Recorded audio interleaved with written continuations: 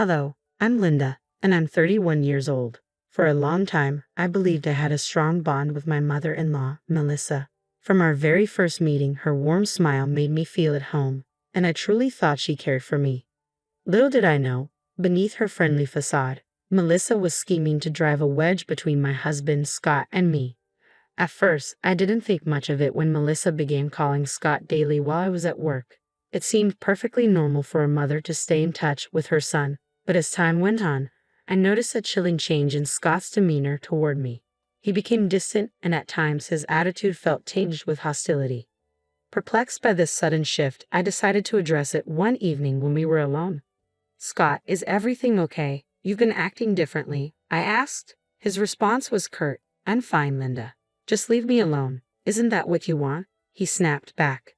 Taken aback, I pressed further. "What do you mean?" I asked, confused. He accused me angrily. "Do you just want to take all my money and leave?" My heart sank at his accusation. "How could you think that? Where is all this coming from?" I demanded, feeling deeply hurt. Scott sighed, his expression softening as he sank into a chair, burying his face in his hands. "I'm sorry for lashing out, Linda. It's just, something's been bothering me," he admitted. "What's going on, love? We can face anything together," I reassured him, hoping to lighten his load. After a moment of hesitation, he confessed, "It's hard to say this, but my mom has been saying negative things about you during our calls." I was shocked. Melissa, the woman I had come to regard almost as a second mother, speaking ill of me. Initially, I struggled to believe what Scott was telling me. How could she betray us like this? As doubt clouded my judgment, I cautiously asked, "Are you sure you're not misinterpreting her words?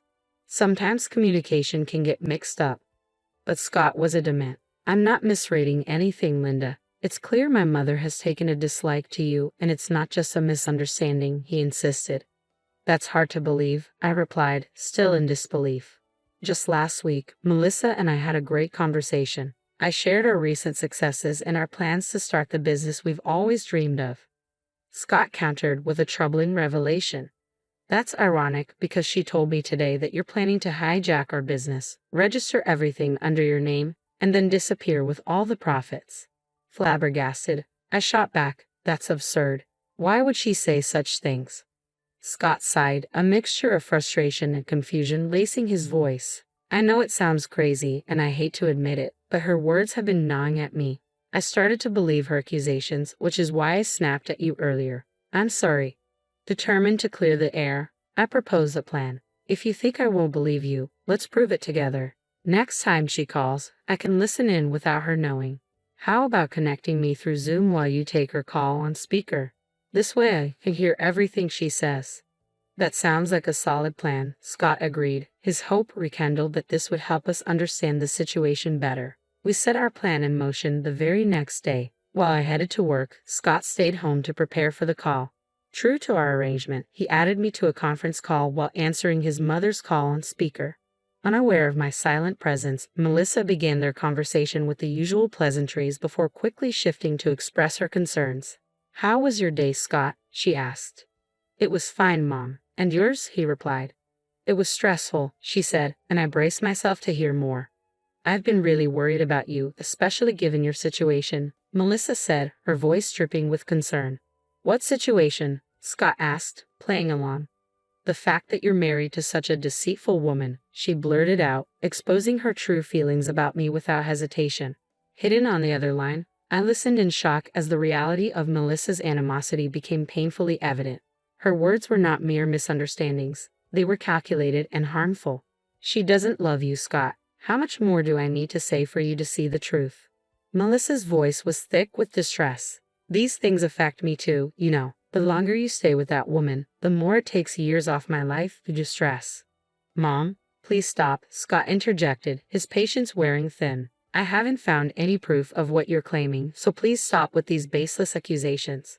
"So you're calling me a liar now? You don't want to hear my advice?" Melissa retorted sharply. "I'm just telling you the truth. She hates you. If you're not careful, she's going to take all your money and leave you. Let me call you back, okay? Love you." "Wait, let me tell you more." But Scott had reached his limit. He hung up the phone and unmuted me from the conference call. "Hello, Linda. How could she speak about you like that?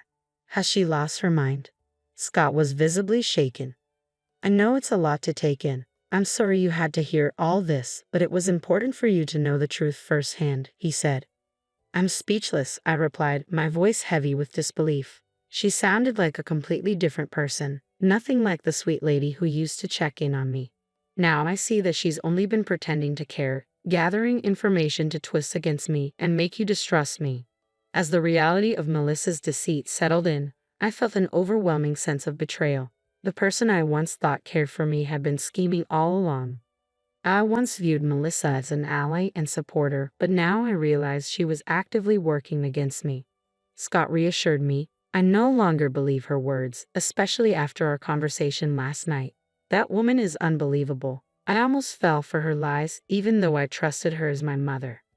I understand, babe. It must be hard to come to terms with the extent of her lies and deception, especially since she's your mom, I said, trying to comfort him. I'm more angry than anything, Scott admitted. I don't know what she hopes to gain by constantly speaking so harshly about you, but at least now you've seen it for yourself. She's completely lost it, he continued. Yes, we need to confront her about everything, I agreed. Of course, so let's do it now, Scott suggested, surprised by my pause. I think we should wait a bit, I replied thoughtfully. What do you mean? I thought now that we know, we could just confront her, he pressed, not understanding my hesitation. I'd like to listen in on a few more phone calls first, I requested, needing more evidence to fully grasp the extent of Melissa's manipulation.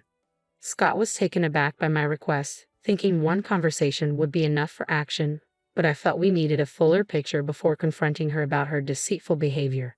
If there's one thing I've learned about master manipulators, it's that they love playing with people's perceptions and memories. Confronting Melissa too quickly could give her the chance to gaslight us, making us doubt our own understanding of her words. As painful as it was to hear her spiteful accusations, I knew I needed more evidence. I wanted to record these instances to have undeniable proof of her demeaning comments when I finally confronted her.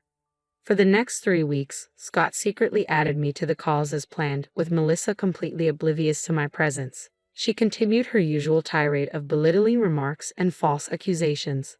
Though I had grown accustomed to her deceit, I was still shocked by her ability to twist innocent interactions from our past into something sinister, portraying me as the villain. With each covert phone call, my anger mounted, fueling my determination to expose Melissa's true character. This wasn't just about my vindication anymore, it was crucial to protect others who might fall victim to her manipulative tactics. These recorded conversations became vital pieces of evidence, essential for revealing her deceit. As I braced myself to confront her, I knew it wouldn't be easy to challenge a family member who had spun such a complex web of deceit. Yet I found comfort in Scott's unwavering support, ready to stand by me against the barrage of lies we were sure to face after enduring these weeks of secret listening and evidence gathering. I was fed up with my mother-in-law's relentless undermining. It was time to take a stand. One evening, Scott and I settled in our living room, strategizing our approach to finally confront Melissa. Just as we were about to refine our plan, the shrill ring of my phone shattered the quiet. It was Melissa calling me directly, likely another one of her so-called friendly check-ins. After uncovering her deceit, I was furious and ready to confront her immediately. However, Scott hesitated. Wait, babe. I know you want to address this now, but maybe we should hold off for just a moment, he suggested. Why? What for? I shot back, barely containing my anger. For starters, we don't know why she's calling. Maybe she's calling to confess. It's unlikely, but still a possibility, he reasoned. Please just listen to what she has to say. If she doesn't come clean and apologize by the end of this call, then we can go ahead with your plan for revenge. No questions asked. Scott's voice carried a hint of hope. She's still my mom, Linda. Part of me hopes she's realized her mistakes and will change. I just need to be sure. Seeing the pain in Scott's eyes reminded me of the toll this situation was taking on him. I realized I had been so consumed by my feelings that I hadn't fully considered his struggle. Fine, I'll hold off on confronting her for now. I reluctantly agreed. Thank you, Linda, Scott replied, his voice filled with relief. Taking a deep breath, I answered the phone, my tone guarded but resolute. Hello, Melissa. How are you?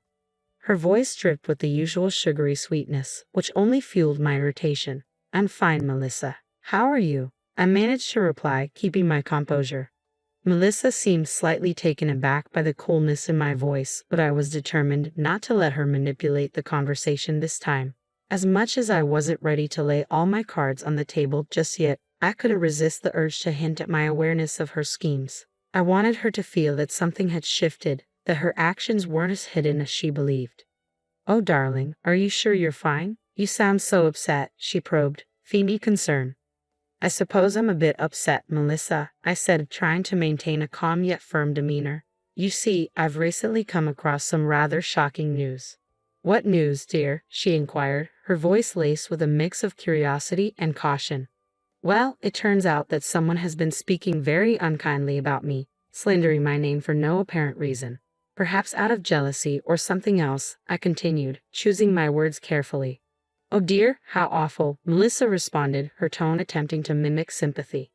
Yes, it is awful, Melissa. Have you ever encountered someone so cruel that they would harm another's reputation for no reason? I asked pointedly, subtly steering the conversation toward her behavior. The silence that followed was telling. Through this carefully veiled dialogue, I aimed to let her know I was onto her, setting the stage for a confrontation that, while postponed, was inevitable.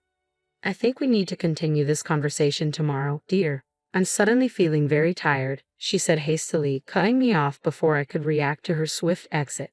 As soon as the call ended, Scott's phone buzzed with a new notification. It was a text message from Melissa. Got another update on your slimy wife. Someone else has been talking about her too. Turns out I'm not the only one who thinks she's no good. You need to get out of that situation while you can. I'll call you tomorrow while she's at work to tell you the full story.